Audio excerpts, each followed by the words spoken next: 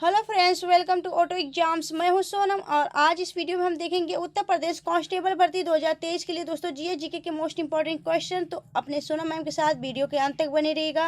और इस वीडियो में हम दोस्तों काफ़ी ज़्यादा इंपॉर्टेंट क्वेश्चन और टोटल 35 क्वेश्चन कवर करने वाले हैं। फ्रेंड्स, इस बार उत्तर प्रदेश कांस्टेबल भर्ती में हमें सिलेक्शन लेके रहना है। बस इसी दृढ़ संकल्प के साथ हमें अपनी तैयारी को और मजबूत करना है। फ्रेंड्स, तो अपने इस तैयारी को मजबूत बनाए रखिए और कंटिन्यू क्लास को करते रहिए। चलिए चलते हैं हम पहले क्वेश्चन की तरफ। पहला क्वेश्चन यह है दोस्तों कि ज्ञानपीठ पुरस्कार प्राप्त करने वाली प्रथम साहित्यकार कौन थी। तो दोस्तों ज्ञानपीठ पुरस्कार प्राप्त करने वाली प्रथम साहित्यकार कौन थी, तो आपका राइट आंसर होगा दोस्तों आशापूर्ण देवी।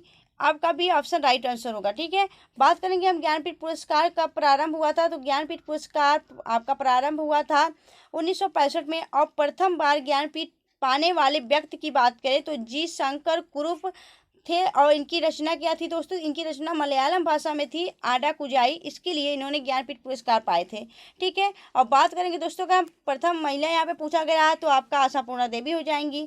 ठीक है, चलिए आगे चलते हैं हम नेक्स्ट क्वेश्चन की तरफ। अगला क्वेश्चन है आगे आपका नेक्स्ट क्वेश्चन है कि दीवाने ए वकूफ की रचना किसने की थी। तो दोस्तों दीवाने ए वकूफ की रचना की थी आपके किसने, तो आपका राइट आंसर होगा जलालुद्दीन खिलजी ने। दोस्तों डी ऑप्शन आपका राइट आंसर हो जाएगा। और खिलजी वंश का शासक था और खिलजी वंश का संस्थापक भी यह कौन था, आपके जलालुद्दीन खिलजी था। ठीक है, कब था दोस्तों, तो 1290 से लेके आपका 1320 तक। ठीक है, यह बातें आपको पता होना चाहिए कि आपका खिलजी वंश का संस्थापक कौन था, जलालुद्दीन खिलजी था। ठीक है, चलिए और दोस्तों अगर बात करें दीवान ए वकूफ़ क्या होता है, तो दीवान ए वकूफ़ जो होता है आपके जो आपका ब्याज होता है ना, वही होता है आपका ब्याज की दर जो होती है वही आपका दीवान ए वकूफ़ थी। ठीक है, चलिए आगे चलते हैं हम नेक्स्ट क्वेश्चन की तरफ। अगला क्वेश्चन है आपका न्यू मोर द्वीप कहाँ स्थित है। तो दोस्तों न्यू मोर द्वीप जो है आपका यह स्थित है आपके बंगाल की खाड़ी में। ठीक है, तो दोस्तों यहाँ पे भारत और बांग्लादेश के साथ इसका विवाद भी रहा है। तो भारत और प्लस बांग्लादेश के बीच में आपका बंगाल की खाड़ी में न्यू मोर द्वीप पड़ता है। ठीक है, चलिए आगे चलते हैं हम नेक्स्ट क्वेश्चन की तरफ। अगला क्वेश्चन है आपका फलों में कौन सी विटामिन नहीं पाई जाती है। तो दोस्तों विटामिन फलों में कौन सी नहीं पाई जाती, तो आपका राइट आंसर होगा विटामिन डी। विटामिन डी दोस्तों फलों में यह विटामिन नहीं पाई जाती है। यह विटामिन जो है हमें सूर्य की जो प्रकाश होती है उसमें आपका विटामिन डी पाया जाता है। दोस्तों बात करें दोस्तों यह विटामिन काफ़ी अच्छी होती है जो कि आपकी हड्डियों के लिए। ठीक है, बात करेंगे अगर हम विटामिन बी ई के, यह सभी कहाँ पाई जाती है, आपके फलों में पाई जाती है दोस्तों यह सारी विटामिन। ठीक है, बात करेंगे अगर हम विटामिन के की, तो विटामिन के की अगर कमी है आप में तो आपका जो थक्का होता है रक्त का थक्का नहीं बनता है। तो इसलिए विटामिन के अगर आप का सही रहेगा तो विटामिन जो है आपका के या रुधिर की थक्का बनाने में मदद करता है। ठीक है, बात करें विटामिन ई की, तो विटामिन ई क्या होता है दोस्तों, विटामिन ई जो है आपकी जननांग इसकी कमी से विटामिन ई की कमी से जननांग क्षमता जो होता है वह कम हो जाती है और इसे ब्यूटी विटामिन के नाम से भी जाना जाता है। ठीक है, विटामिन बी की बात करें, विटामिन बी जो है विटामिन बी की कमी से आपके बेरी बेरी रोग हो जाते हैं। ठीक है, तो यह सभी बातें आपको याद रखनी है। विटामिन जो B1 होता है दोस्तों उससे बेरी बेरी रोग हो जाता है और ठीक है इससे बाल भी झड़ने लगते हैं विटामिन बी की कमी से। ठीक है, तो ये सभी बातें आपको याद रखनी है। आगे चलते हैं हम नेक्स्ट क्वेश्चन की तरफ। अगला क्वेश्चन है आपका भारत में कितने PIN जोन पाए जाते हैं। तो आपको पता है दोस्तों PI जोन कितने पाए जाते हैं भारत में, तो आपका राइट आंसर होगा 9 पाए जाते हैं। और दोस्तों PI जोन होता क्या है, PI आप जानते हैं ना दोस्तों, पिन नंबर आप जिसे कहते हैं आप पिन नंबर, और पिन नंबर कहते हैं। और फिर क्या कहते हैं दोस्तों, तो आपका यहाँ पे हम मेंशन किए इंपॉर्टेंट पॉइंट्स में दोस्तों पिन का पूरा नाम होता है दोस्तों पोस्टल इंडेक्स नंबर, पिन का पूरा नंबर होता है। इसके हिंदी में दोस्तों डाक सूचक संख्या कहते हैं इसको। बात करें हम पिन कोड प्रणाली भारत में, तो पिन कोड प्रणाली भारत में 15 अगस्त स्वतंत्रता दिवस के अवसर पे दोस्तों 15 अगस्त 1972 में शुरू की गई थी पिन कोड प्रणाली। बात करेंगे अगर हम यूपी और उत्तराखंड कौन सी पिन कोड प्रणाली में आते हैं, तो यह आते हैं आपके पिन 2 में, यानी कि पिन 2 जो होता है दोस्तों पिन 2 में आपके यूपी और उत्तराखंड स्टेट आएंगे। ठीक है, क्लियर हुआ। चलिए आगे चलते हैं हम नेक्स्ट क्वेश्चन की तरफ। अगला क्वेश्चन आपका कोशिका का ऊर्जा गृह कहा जाता है। तो दोस्तों कोशिका का जो ऊर्जा गृह है आपका पावर ऑफ सेल किसे कहा जाता है, तो आपका राइट आंसर होगा माइटोकॉन्ड्रिया को कहा जाता है दोस्तों पावर ऑफ सेल। ठीक है, और बात करें दोस्तों हम अगर सेल यानी कोशिका, सेल की खोज किसने किया था दोस्तों? तो सेल की खोज की थी किसने? तो आपका राइट आंसर होगा, सेल की खोज किए थे रॉबर्ट हुक। और कब किए थे दोस्तों? तो 1665 ईस्वी में रॉबर्ट हुक ने इसकी खोज की थी। और अगर बात करें हम कोशिका का सिद्धांत किसने दिया था? तो स्लाइडी एंड स्वान ने कोशिका का सिद्धांत दिया था। ठीक है, अगर हम बात करें दोस्तों सेल किसे कहते हैं? तो सेल सजीवों की रचनात्मक और क्रियात्मक इकाई को क्या कहते हैं? सेल कहते हैं। ठीक है, यह बातें आपको पता होना चाहिए। ठीक है, चलिए आगे चलते हैं हम नेक्स्ट क्वेश्चन की तरफ। अगला क्वेश्चन है आपका, भारत में इंटरनेट की शुरुआत कब हुई थी? तो भारत में इंटरनेट की शुरुआत हुई थी आपका, राइट आंसर होगा दोस्तों 1995 में किया गया था। और कब किया था दोस्तों? यह भी आपके स्वतंत्रता दिवस के अवसर पर किया गया था, 15 अगस्त 1995 में भारत में इंटरनेट की जो है शुरुआत किया गया था। ठीक है, बात करें अगर हम दोस्तों इंटरनेट के जन्मदाता कौन है? तो टिम बर्नर्स-ली को इंटरनेट का जन्मदाता के रूप में जाना जाता है। आगे चलते हैं हम नेक्स्ट क्वेश्चन की तरफ। अगला क्वेश्चन आपका, रामकृष्ण परमहंस का वास्तविक नाम क्या था?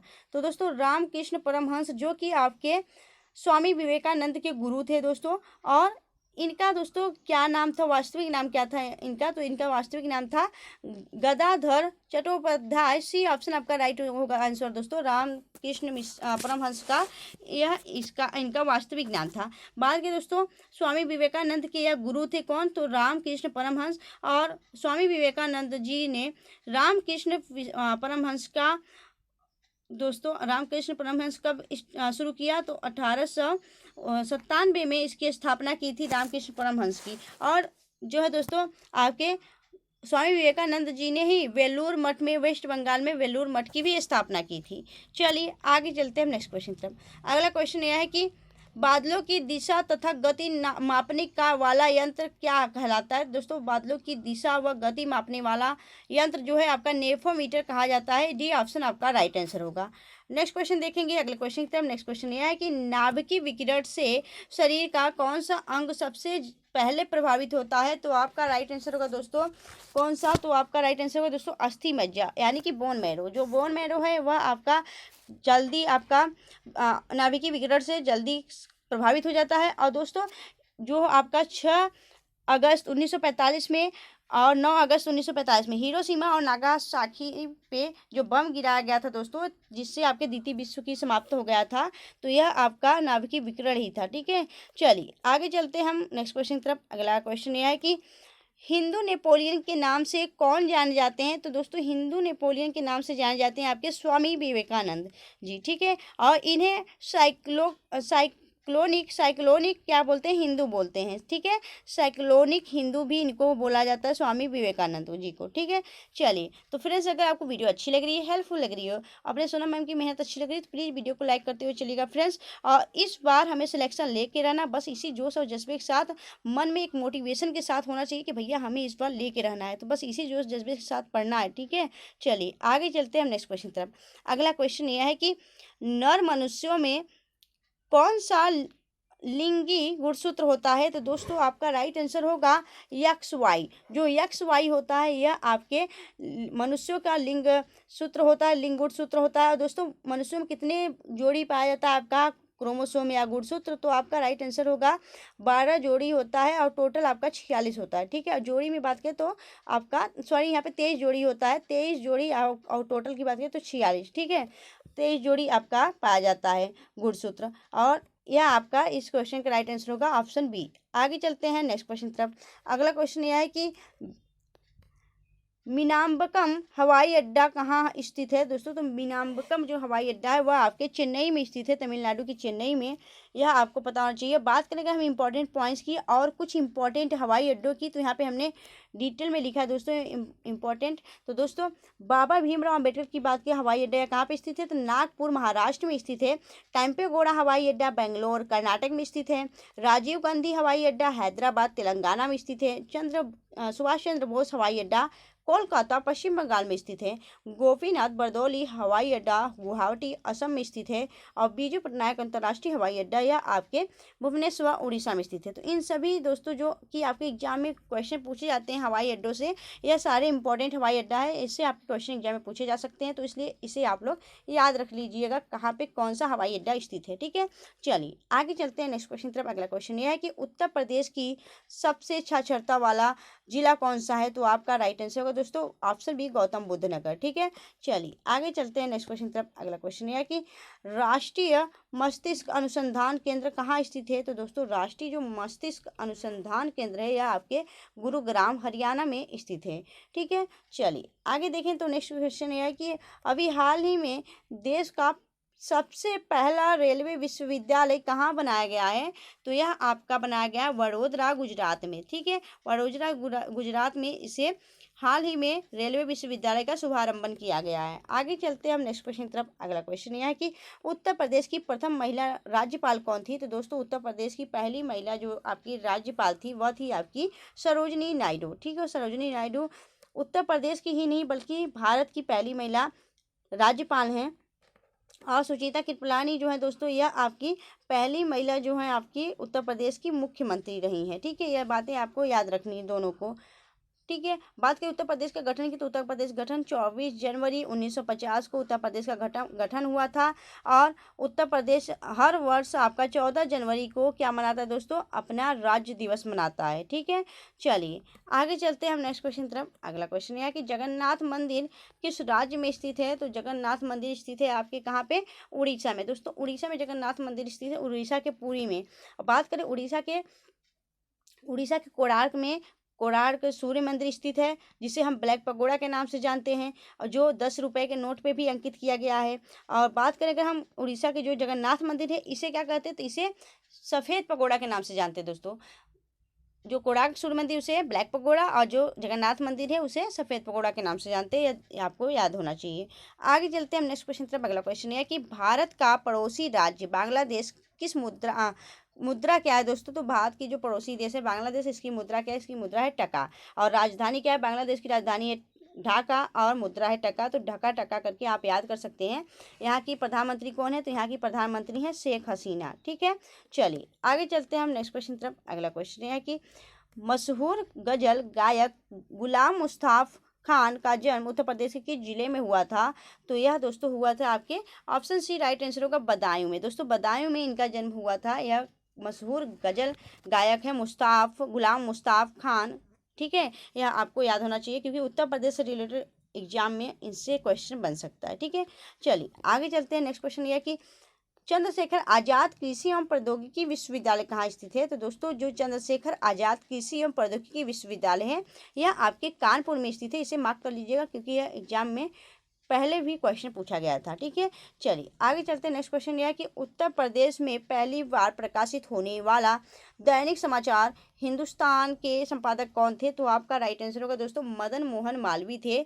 मदन मोहन मालवीय, ये ऑप्शन आपका राइट हो जाएगा। मदन मोहन मालवीय कौन थे दोस्तों? तो इन्होंने BHU यानी कि बनारस हिंदू यूनिवर्सिटी के भी इन्होंने ही बनवाया था, मदन मोहन मालवीय। ठीक है, चलिए आगे चलते हैं हम नेक्स्ट क्वेश्चन तरफ। अगला क्वेश्चन यह है कि भारत में पहली स्वर्ण राजधानी ट्रेन कहाँ पे शुरू हुई थी? किस वर्ष शुरू हुई थी? तो आपका राइट आंसर होगा 2017 में शुरू हुई थी। ठीक है, चलिए आगे देखें तो नेक्स्ट क्वेश्चन है आपका विज्ञान दिवस कब मनाया जाता है? दोस्तों विज्ञान दिवस आपका 28 फरवरी को मनाया जाता है। और 28 फरवरी को क्या हुआ था दोस्तों? 28 फरवरी को CV रमन जी ने रमन प्रभाव यानी रमन इफेक्ट की खोज की थी और इस दिन ही दोस्तों विज्ञान दिवस के रूप में मनाया जाता है। यह बात आपको पता होनी चाहिए, 28 फरवरी को विज्ञान दिवस मनाया जाता है। आगे देखेंगे नेक्स्ट क्वेश्चन। अगला क्वेश्चन है कि समुद्रगुप्त का दरबारी कवि कौन था? समुद्रगुप्त का दरबारी कवि था आपका कौन सा? तो हरिसेन था दोस्तों समुद्रगुप्त का दरबारी कवि। ठीक है, बात करें हम अमीर खुसरो की तो अमीर खुसरो उत्तर प्रदेश से बिलोंग करते हैं और यह इनका जो जन्म है दोस्तों एटा जिले में हुआ था। अमीर खुसरो की यह प्रसिद्ध गजल गायक है। ठीक है, चलिए इन्हें तूते हिंद के नाम से भी संबोधित किया गया है, किसको? अमीर खुसरो को।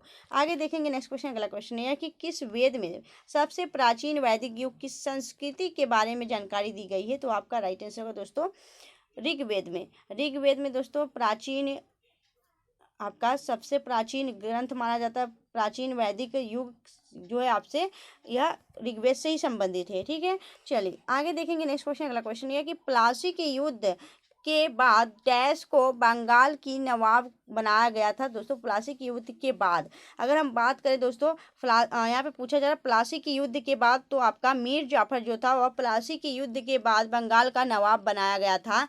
बात करें अगर आपसे क्वेश्चन पूछे कि प्लासी की युद्ध के समय बंगाल का नवाब कौन था, तो आपका राइट आंसर होगा सिराजुद्दौला। ठीक है, यहाँ पे आपसे पूछा जा रहा है प्लासी की युद्ध के बाद। ठीक है, उस समय नहीं, प्लासी के युद्ध के बाद, तो आपका मीर जाफर राइट आंसर हो जाएगा। और यह जो लड़ाई हुई थी दोस्तों किनके बीच में हुई थी, प्लासी की युद्ध, तो प्लासी के जो युद्ध है वह आपको बता दें यह बंगाल के नवाब और ब्रिटिश सेना के बीच में हुआ था। ठीक है, ब्रिटिश सेना और ईस्ट इंडिया कंपनी जो थी उनसे और बंगाल के नवाब की सेना के बीच में प्लासी का युद्ध हुआ था। और कब हुआ था दोस्तों, 1757 में यह प्लासी का युद्ध हुआ था। ठीक है, चलिए आगे देखेंगे नेक्स्ट क्वेश्चन। अगला क्वेश्चन यह है कि निम्नलिखित में से किस शासक ने जीतल नामक तांबे के सिक्के जारी किए, तो आपका राइट आंसर होगा दोस्तों इल्तुतमिश ने जीतल के नाम के तांबे के जो सिक्के थे वो उन्होंने चलवाए थे। किसने, इल्तुतमिश ने। ठीक है, चलिए अब यह किससे संबंधित है, या गुलाम वंश से संबंधित है इल्तुतमिश। ठीक है, चलिए आगे देखेंगे नेक्स्ट क्वेश्चन। अगला क्वेश्चन है कि आपका मध्य प्रदेश के निम्नलिखित में से किस जिले को दक्षिण भारत के द्वार के नाम से जाना जाता है दोस्तों, तो आपका राइट आंसर होगा बुरहानपुर जो है आपका मध्य प्रदेश का बुरहानपुर जिले को दक्षिण भारत के द्वार के रूप में जाना जाता है। बात करेंगे अगर हम जो आपका मध्य प्रदेश है दोस्तों, मध्य प्रदेश का जो राजधानी वह क्या है, तो वह आपका भोपाल होगा। वहाँ के मुख्यमंत्री कौन है वर्तमान में, तो शिवराज सिंह चौहान है। और राज्यपाल की बात करें तो मंगू भाई सी पटेल वहाँ के कौन है, राज्यपाल है वर्तमान में। ठीक है, क्लियर हुआ। चलिए आगे देखेंगे नेक्स्ट क्वेश्चन। अगला क्वेश्चन है कि पकी हुई मिट्टी का उपयोग करके मिट्टी के बर्तन द्वारा बनाई गई मूर्ति कला को दिया जाने वाला सामान्य नाम क्या है, तो आपका राइट आंसर होगा दोस्तों, जो मिट्टी के बर्तन पके हुए बर्तन होते हैं दोस्तों उसे टेराकोटा कहा जाता है। टेराकोटा उसका सामान्य नाम है, यह आपको पता होना चाहिए। बी ऑप्शन आपका राइट ऑप्शन होगा। ठीक है, चलिए आगे देखेंगे नेक्स्ट क्वेश्चन। अगला क्वेश्चन यह है कि निम्नलिखित में से कौन वायुमंडल की सबसे बाहरी परत है, तो दोस्तों वायुमंडल की जो सबसे बाहरी परत है वह है आपका वायुमंडल। ठीक है, अगर हम बात करें ओजोन मंडल जो होता है, ओजोन जो होता है जिसमें आपका होता है वह आपका समताप मंडल पाया जाता है, ओजोन जहाँ पे पाए जाते हैं। ठीक है, चलिए आगे चलते हैं हम नेक्स्ट क्वेश्चन तरफ। अगला क्वेश्चन यह है कि निम्नलिखित में से कौन भारत का मरुस्थल नहीं है, तो आपका राइट आंसर को भारत में कौन सा भारत का मरुस्थल नहीं है, तो आपका राइट आंसर सिंधु घाटी जो मरुस्थल है वह मरुस्थल भारत का मरुस्थल नहीं है, सिंधु घाटी सभ्यता है दोस्तों। सी ऑप्शन आपका राइट आंसर हो जाएगा। ठीक है, क्लियर हुआ। चलिए नेक्स्ट क्वेश्चन देखेंगे। अगला क्वेश्चन यह है कि बाल्टिक पठार किस महाद्वीप में स्थित है दोस्तों, यहाँ पे किस होगा, तो आपका राइट आंसर होगा दोस्तों बाल्टिक जो पठार है वह किस महाद्वीप में स्थित है, तो आपका राइट आंसर होगा यह स्थित है आपके यूरोप महाद्वीप में। आपका बी ऑप्शन राइट हो जाएगा। नेक्स्ट क्वेश्चन देखें तो अगला क्वेश्चन है आपका कोलार गोल्डफील्ड डैश में स्थित है, तो दोस्तों जो कोलार गोल्ड फील्ड है यानी कि जो कोलार सोने की खान है वह डैश में स्थित है। कहाँ पे स्थित है दोस्तों, तो कर्नाटक में स्थित है।